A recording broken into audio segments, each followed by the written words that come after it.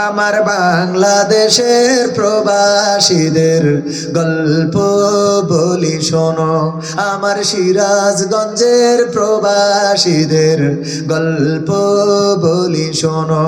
এ গল্প তো কল্পনা নয়, তোমরা কি তা জানো? ও ভাই, এ গল্প তো কল্পনা নয়, তোমরা কি তা জানো? আমার বাংলাদেশের প্রবাসীদের গল্প বলি শোনো। পল্লী গায়ের দুরন্ত ছেলে বাপে ডাকে খোকা, হঠাৎ করে ঢুকলো মাথায় বিদেশ যাওয়ার পোকা। রোগে শোকে ক্লান্ত পিতা খাটার নাই উপায়, বেকার ছেলের এমন কথায় বাবাও দিল সাই। ক্ষেতের জমি হালের গরু বিক্রয় করে দিয়ে বাকি টাকা করলো পূরণ মায়ের গহনা নিয়ে। অনেক আশা বুকে বেঁধে ছাড়লো যখন বাড়ি, সে যে কি বেদনা বিধুর ছিড়ল যেন নাড়ি। মায়ে কান্দে, ভাইয়ে কান্দে, কান্দে আপন জন, চোখের জলে বুক ভেসে যায়, শক্ত করে মন। এমন মানুষ কোন সেজনা, এমন মানুষ কোন সেজনা, তোমরা কি তা জানো? আমার বাংলাদেশের প্রবাসীদের গল্প বলি শোনো, আমার উল্লাপাড়ার প্রবাসীদের গল্প বলি শোনো। বিমানেতে বসে খোকা জানালারি পাশে নীল আকাশে তাকিয়ে দেখে মায়ের ছবি ভাসে। আঁচল দিয়ে চোখ মুছে মা প্রভুকে যে বলে, আল্লাহ তুমি ভালো রেখো আমার কোলের ছেলে।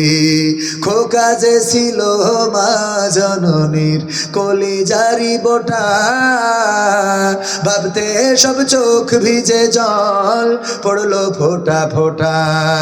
এমন মানুষ কোন সেজনা, এমন মানুষ কোন সেজনা, তোমরা কি তা জানো? আমার বাংলাদেশের প্রবাসীদের গল্প বলি শোনো, আমার মালয়েশিয়ার প্রবাসীদের গল্প বলি শোনো। নদ নদী আর সাগর নগর দিয়ে খোকা পাড়ে পৌঁছালো যে অতি সাধের বিদেশের বাড়ি। অনেক কষ্টে মিলল খোকার এমন একটা কাজ, হাড় ভাঙা খাটুনি তাতে সকাল দুপুর সাঁঝ। রোগে শোকে কাজ করে যায়, করে না অবহেলা, আকাশ সমান স্বপ্ন দেখে কাটিয়ে দেয় বেলা। মা জননীর সাথে যখন খোকা কথা কয়, বলে বাবা কেমন আছো জানতে ইচ্ছা হয়।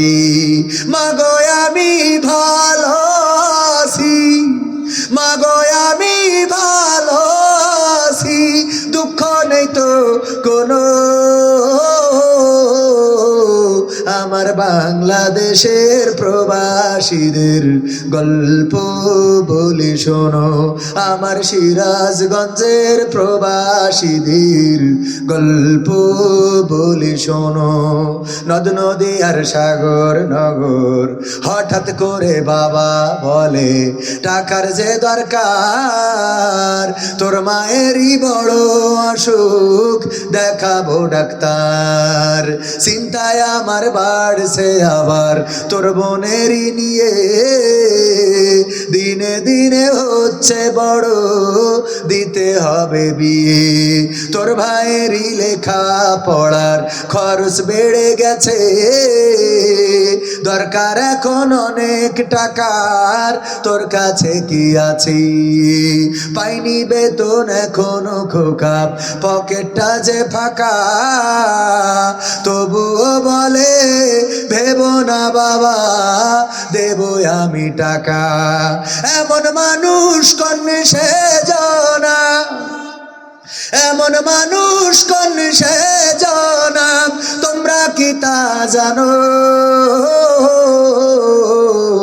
আমার বাংলাদেশের প্রবাসীদের গল্প বলি শোনো, আমার সিরাজগঞ্জের প্রবাসীদের গল্প বলি শোনো। প্রবাসীদের অনেক লম্বা কথা, এত শোনাইতে গেলে আপনারা বোরিং হয়ে যাবেন। যতটুকু শোনাইলাম এইগুলো প্রবাসীদের জীবনের বাস্তবতা। ও আমার ভাইয়েরা, তো এই লিস্ট আমার ভাইজান যেহেতু উনি 2-3 বার আমার এলাকায় গিয়েছেন, তার মধ্যে আমার মাদ্রাসায় গিয়েছেন, লিস্ট ধরিয়ে দিয়েছে, সুতরাং কিছু না বললে ভাই আবার মনে করবে যে আমার কথা তো রাখলো না। কথা রাখার দরকার আছে না নাই? ওগো আমার ভাইয়েরা, কিন্তু তার মধ্যে কিছু কথা বলা দরকার। আমি প্রথমেই পবিত্র আল ইমরানের সূরা আল ইমরানের পবিত্র কোরআনের কয় নম্বর সূরা? কয় নম্বর? 3 নম্বর সূরা 102 নম্বর আয়াত। আল্লাহ রাব্বুল আলামিন বললেন, ইয়া আইয়ুহাল্লাযীনা আমানুত্তাকুল্লাহ হাক্কা তুকাতিহি ওয়া লা তামুতুন্না ইল্লা ওয়া আনতুম মুসলিমুন। আমার আল্লাহ বললেন, ওগো ঈমানদারেরা, তোমরা ততক্ষণ পর্যন্ত মৃত্যুবরণ করো না যতক্ষণ পর্যন্ত না পূর্ণ মুসলমান। ওগো ঈমানদারেরা, তোমরা আল্লাহকে ভয় করো যেমন ভয় করা উচিত, আর ততক্ষণ পর্যন্ত মৃত্যুবরণ করো না যতক্ষণ পর্যন্ত না পূর্ণ মুসলমান হতে পারো। ভাইয়েরা আমার, বলেন দেখি মৃত্যুর মালিক কি আমরা? মৃত্যুর মালিক কে? জীবনের মালিক আল্লাহ, মৃত্যুর মালিক আল্লাহ।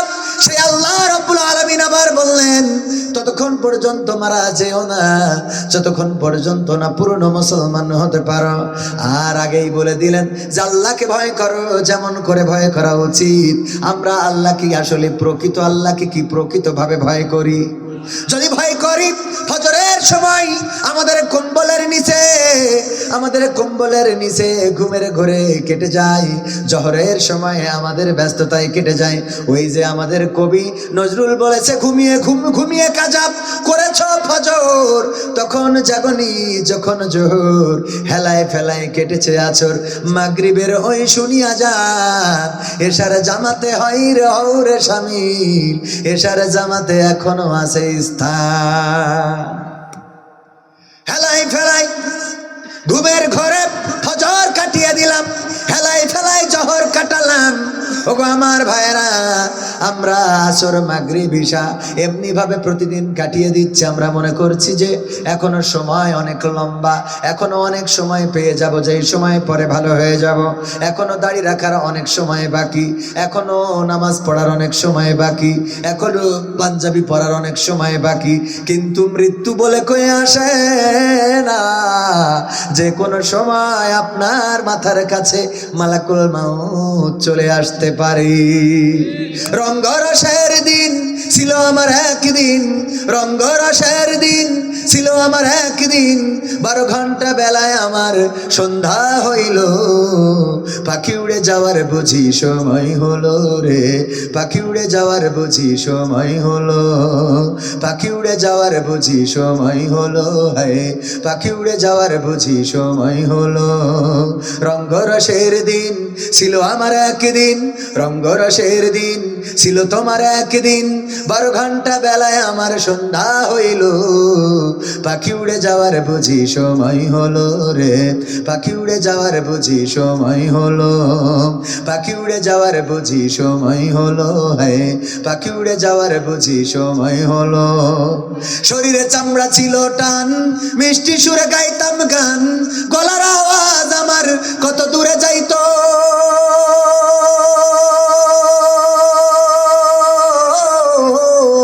শরীরে চামড়া ছিল টান, মিষ্টি সুরে গাইতাম গান, গলার আওয়াজ আমার কত দূরে যাইতো। পাইকা গেল মাথার চুল, কথা বলতে পড়ে ভুল, পাইকা গেল মাথার চুল, কথা বলতে পড়ে ভুল, চোখে দেখি গন্ডগোল, দন্ত নড়িল, পাখি উড়ে যাওয়ার বুঝি সময় হলো রে, পাখি উড়ে যাওয়ার বুঝি সময় হলো, পাখি উড়ে যাওয়ার বুঝি সময় হলো, হে পাখি উড়ে যাওয়ার বুঝি সময় হলো। ঘন ঘন আসে দম, কানেতে শুনি কম, পিছে পিছে জম আমার ঘুরতে লাগিল, ঘন ঘন আসে দম, কানেতে শুনি কম, পিছে পিছে জম আমার ঘুরতে লাগিল। খাটো হয়ে আসছে পাও, হীন হলো সর্বদাও, খাটো হয়ে আসছে পাও, হীন হলো সর্বদাও, ভাবে বুঝি সময় আমার ফুরিয়ে এলো, পাখি উড়ে যাওয়ার বুঝি সময় হলো রে, পাখি উড়ে যাওয়ার বুঝি সময় হলো, পাখি উড়ে যাওয়ার বুঝি সময় হলো, হে পাখি উড়ে যাওয়ার বুঝি সময় হলো। এত সুন্দর পরিপাটি খাসায় আমার ছিল খাটি, দিনে দিনে খাসায় আমার জং ধরিল,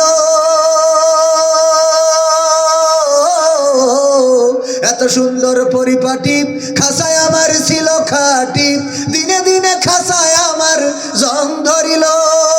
পুরাতন খাসাতে পাখি করে শুধু ডাকা ডাকি, পুরাতন খাসাতে পাখি করে শুধু ডাকা ডাকি, একদিন আমায় দিয়া পাখি উড়িয়া যাইব, পাখি উড়ে যাওয়ার বুঝি সময় হলো রে, পাখি উড়ে যাওয়ার বুঝি সময় হলো, পাখি উড়ে যাওয়ার বুঝি সময় হলো, হে পাখি উড়ে যাওয়ার বুঝি সময় হলো।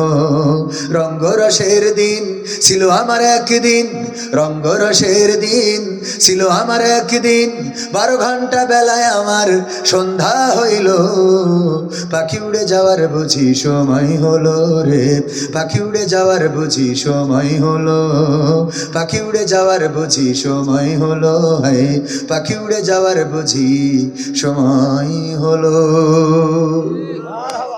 এই সময় বুড়ো হইলে হবে না, চুল পাকলে হবে না, এই সময় হওয়ার জন্যে আপনার বয়স হওয়া লাগবে না, এই সময় আপনার যে কোনো সময় এসে যেতে পারে।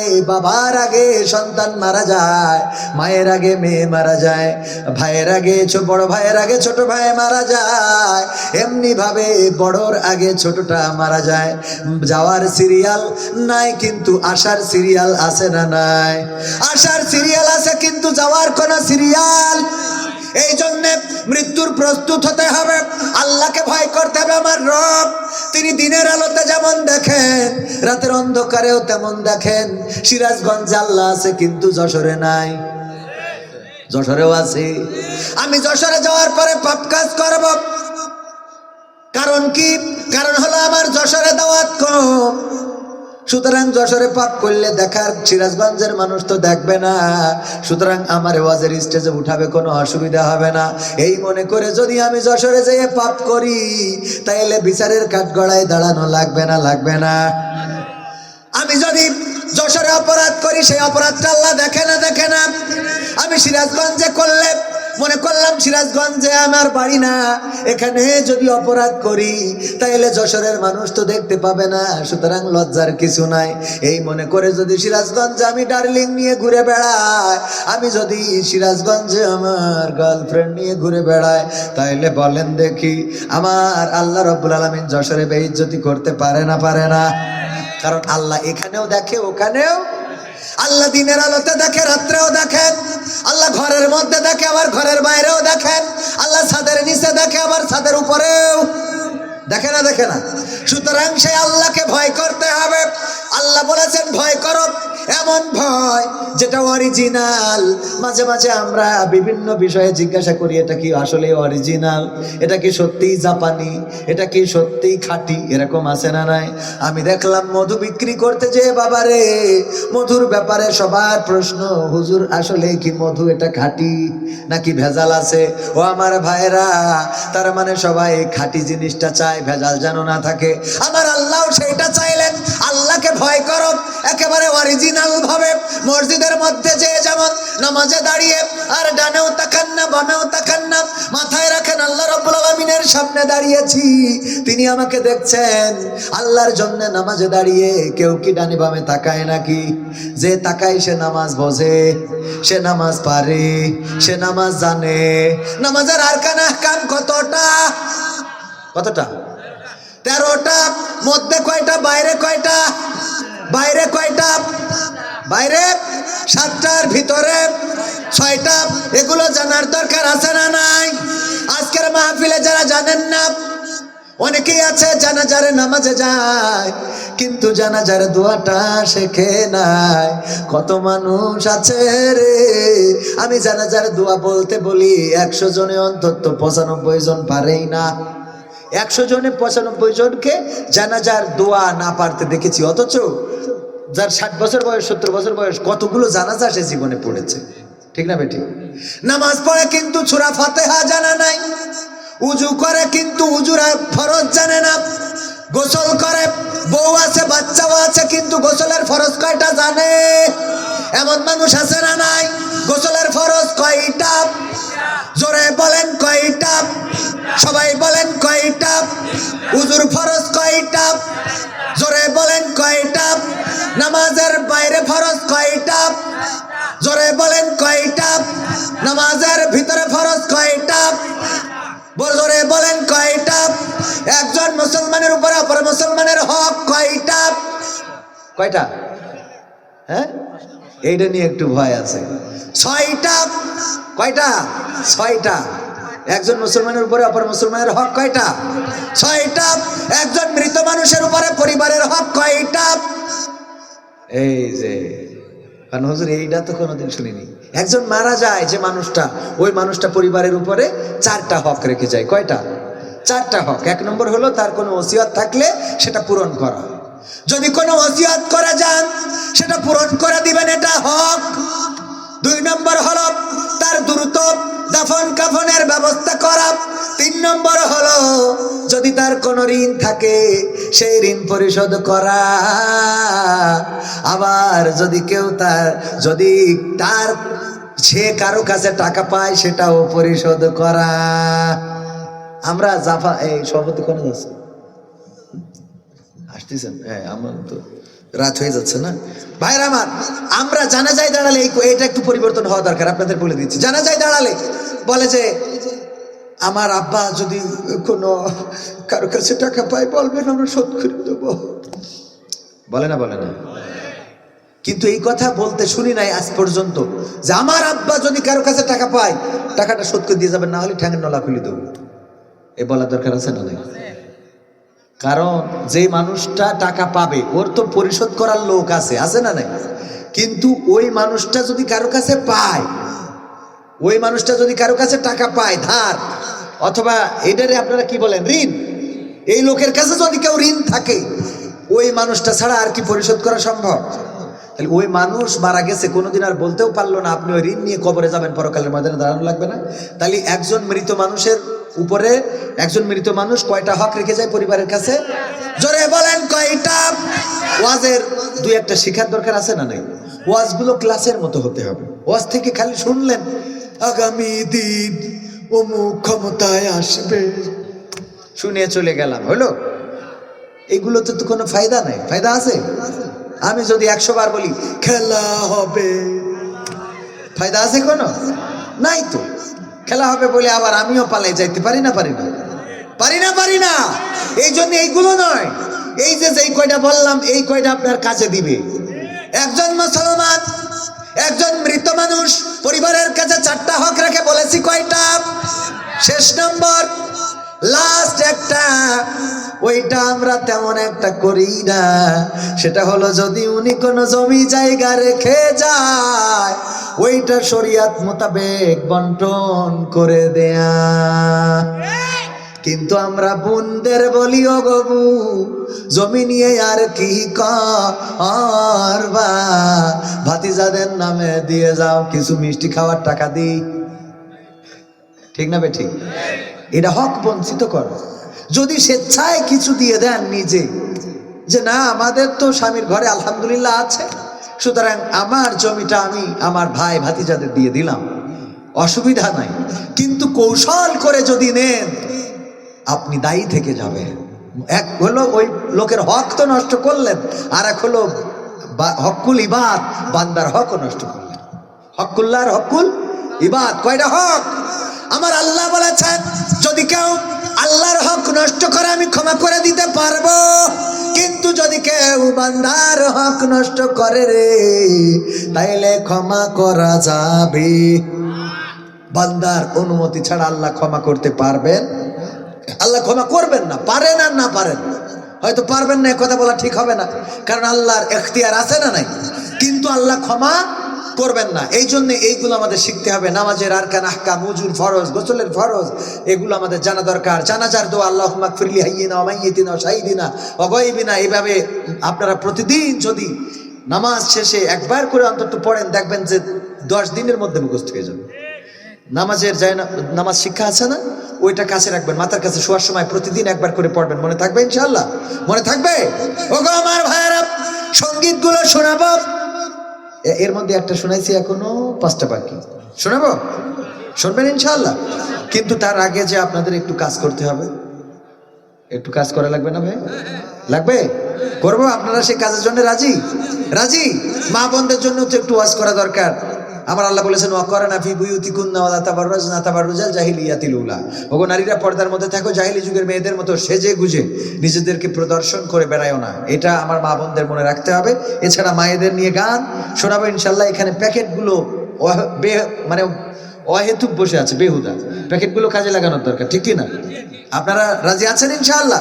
প্যাকেট নিয়ে চলে যাচ্ছে ভিতরে, যার যা আছে পকেটে দিয়ে দেন প্যাকেটে। আর আমি মুসাফির মানুষ। এই মাহফিল যুব সমাজ আয়োজন করেছে, এর পিছনে একটা মাদ্রাসাও রয়েছে।